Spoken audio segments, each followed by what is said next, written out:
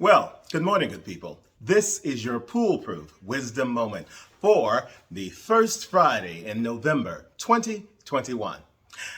I've got a few things I need to get off my mind this morning, so let's get after it, okay? The first one is, have you heard the latest thing about some guy who has a petition where he's asking 5,000 or more people to sign up because he has grown tired of hearing about Will and Jada Smith and their marriages and their various endeavors and whatnot? On the surface, it's kind of funny. You have to chuckle and laugh. But it does speak to the fact that people will go to any length to try to usurp what someone else is doing in favor of what they think is appropriate. Now, the truth is, yes, the Smiths have talked at length about their lives, their marriages, their things that some may consider weird, whatever it is. They have talked about it. And Will Smith particularly has created all kinds of publicity around all of his various endeavors of late. And granted, I understand that some people can say it's a little bit much.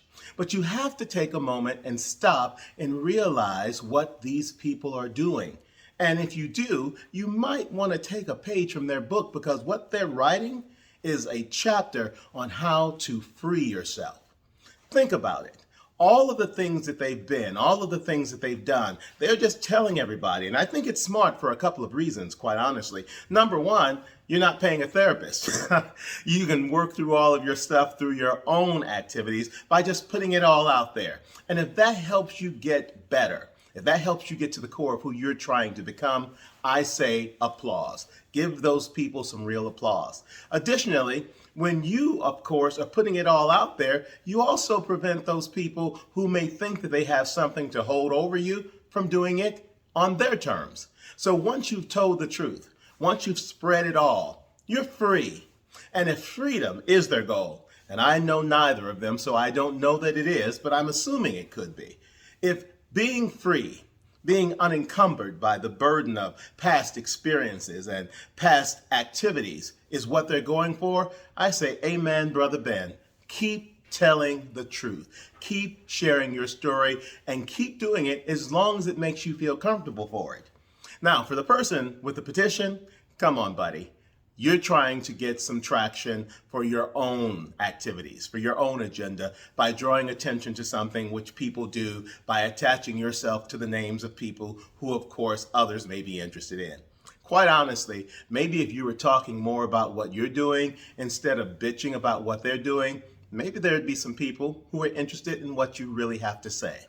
So that's the first thing I want to just get off my chest, because sometimes even a person who looks to be positive in all regards gets a little tired of the humans who walk the planet, who only seem to be able to appropriate consternation and disdain for anything that doesn't involve them. So there, I said it.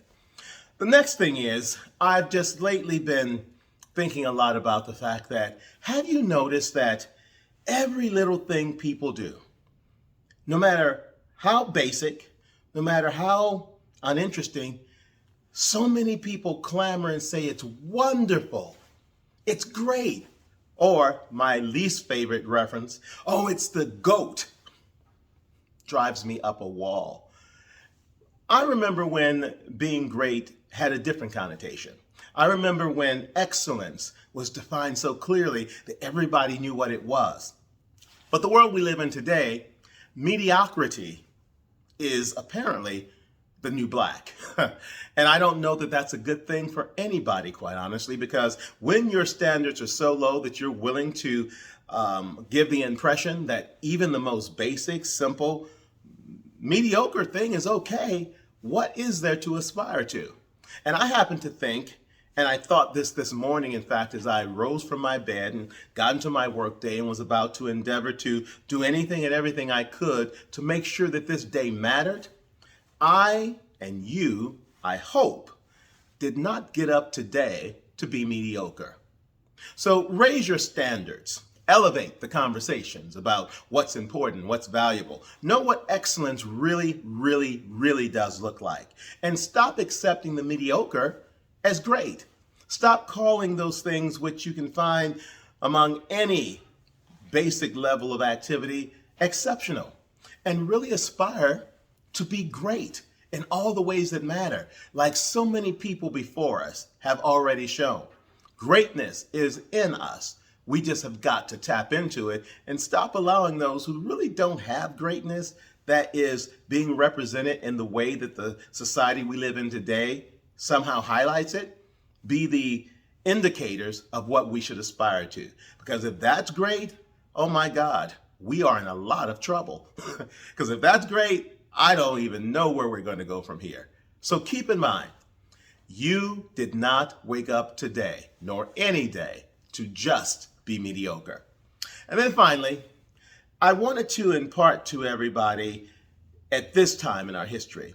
It's been kind of weird these past few weeks because I've been struggling in my effort to consistently bring positivity in the world, to ignore the behavior of so many humans who are doing so many dastardly things, so many outright evil things. And it makes us struggle with our belief system. It sometimes even gets us to the point where, despite however deep-seated our faith is, we question, how can this go on? And we have to dig deep, reconnect with what we know and what we've experienced, and not let that take hold of us, because humans lately have been out of control. The things that we are doing to ourselves and to each other, it's crazy, just crazy.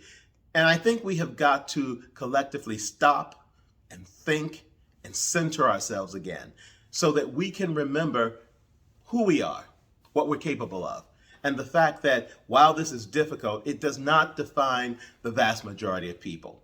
Obviously, it makes more noise. It gets more coverage. It's what we see and we can't escape it, apparently.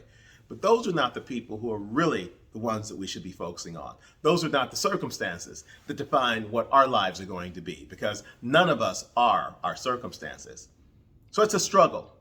And I want you to remember on this Friday, as you head into your weekend, hopefully doing something that's going to tear you away from all of the negativity that exists in the world and the communities around us. I hope as you go into this weekend that, yeah, it's fine to acknowledge, baby, the struggle is real.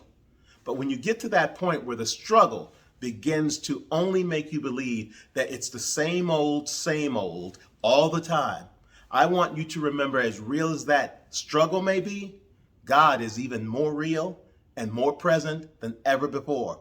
And instead of giving in to the struggle because it's challenging, give your burden over to God, because that will help you to get back on track every time.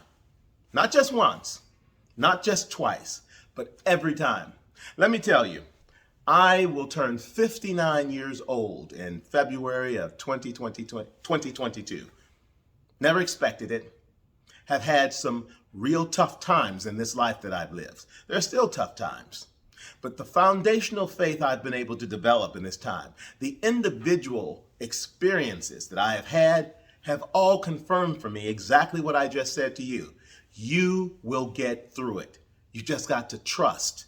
You've got to have that faith, and you've got to turn over those burdens when they are too much for you to bear, because that is what it means to be in relationship with the God who loves you.